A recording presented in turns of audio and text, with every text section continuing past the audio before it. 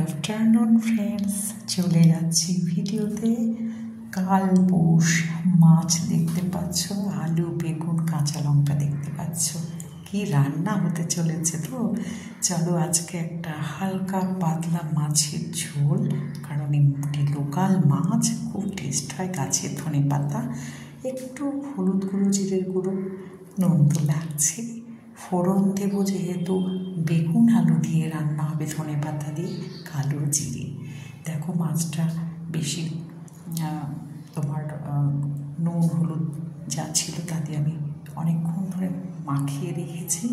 তো সর্ষের তেলের মধ্যে কিন্তু মাছটাকে ভালো করে ভেজে নেব। খুব অনেকগুলো যে মাছ, বেশি মাছ তা নয়, কারণ আজকে অল্প রান্না করছি, বাড়িতে লোকজন নেই বলে। হ্যাঁ, তো সেই জন্যই দেখতে পাচ্ছ যে 4টি টুকরো রয়েছে, সেই 4টি টুকরোয় কিন্তু আমি রান্না করব।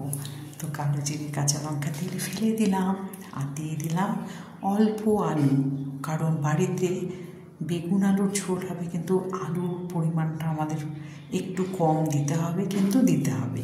তো বেগুনের ওই জন্য পরিমাণটা অনেক বেশি দেখতে পাচ্ছ। আর গাছের কাঁচা লঙ্কা, গাছের ধনে পাতা, কারণ এই সময় বাইরের ধনে পাতাটা অতটা ভালো গন্ধ হয় না। সারা বছরই মোটামুটি ধনে পাতাটা টবে হয়, কাঁচা লঙ্কাও তাই। তো চেষ্টা করি গাছ থেকে তুলে রান্না করতে, যাতে তার গন্ধ এবং স্বাদ অনেকটা বেড়ে যায় এবং সবাই পছন্দও করে। তো দেখো কালো জিরে কাঁচা লঙ্কার মধ্যে আলু বেগুনগুলো ভেজে নিচ্ছি। মাছ ভাজাও কিন্তু কড়া করে হয়ে গেল। তো মাছ ভাজার তেলটা কিন্তু আমি এই বেগুন আলুর ঝোলের মধ্যে দিয়ে দেবো।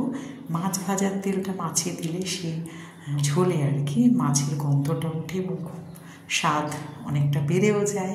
তো হলুদ গুঁড়ো জিরের গুঁড়ো সামান্য দিয়ে দিলাম, কাঁচা লঙ্কা আগেই দিয়েছিলাম।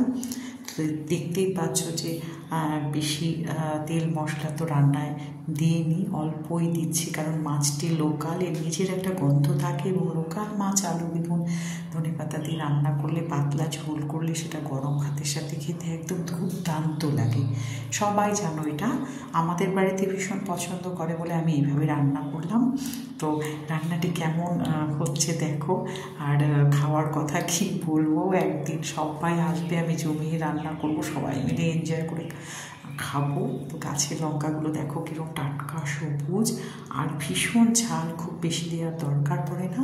ধনে পাতাগুলো আমাদের গাছেরই, সেই গাছও আমি তোমাদের ভিডিও, লঙ্কার গাছ ধনে পাতার গাছের ভিডিও দেখিয়েছি এর আগে। তো মাছের কিন্তু এটা ঝোলই হবে।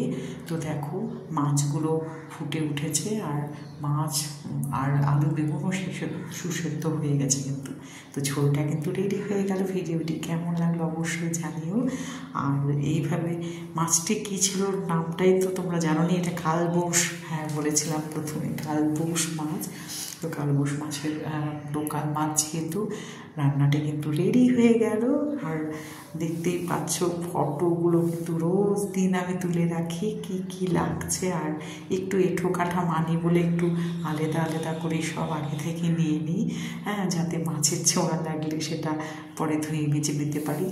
তো সত্যি সত্যি আজকে এই দুর্দান্ত রান্নাটি আমাদের দুপুরে খুব সবাই পেতে বসে আছে, গরম মাছের ঝোল দিয়ে ভাত খাবে। তো বন্ধুরা, তোমরাও বোধহয় লাঞ্চ এতক্ষণে করে নিয়েছো, আমাদেরও আজকে লাঞ্চ দেরি হলো। এইরকমটাই হচ্ছে, ছুটি চলছে বলে। তো যাই হোক, সবাই কিন্তু ভালো থাকবে।